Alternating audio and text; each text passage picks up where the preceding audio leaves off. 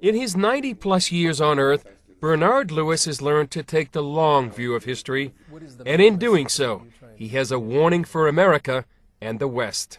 The main message that I'm trying to communicate is that we are engaged in a struggle comparable with the two great struggles of the 20th century against Nazism and against Bolshevism, and that it would improve our chances of winning if we understand who we are and who they are, what it's all about. Lewis says the struggle is between Islam and Christendom, two worldviews that contend that theirs is the one true faith.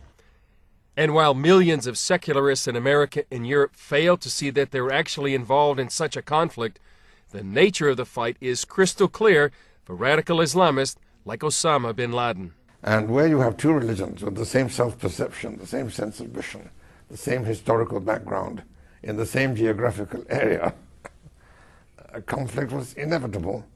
And the conflict has been going on for more than 14 centuries. Crusade and counter-crusade, and jihad and counter-jihad, conquest and reconquest, sometimes one side winning, sometimes the other side winning. When bin Laden and his fellow radicals drove the Soviet Union out of Afghanistan in the early 1980s, people in the West saw a U.S. victory in the Cold War. But the Islamists saw it as the defeat of one of two major Christian powers. And now the only obstacle that remains to the worldwide triumph of Islam is the United States. So that is the next target.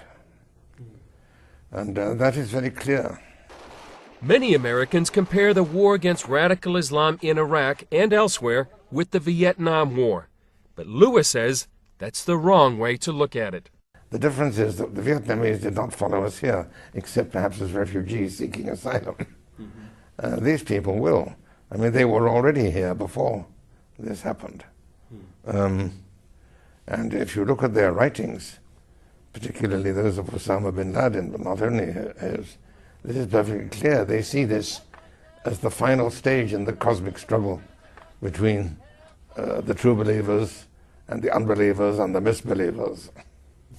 What are the stakes, Professor?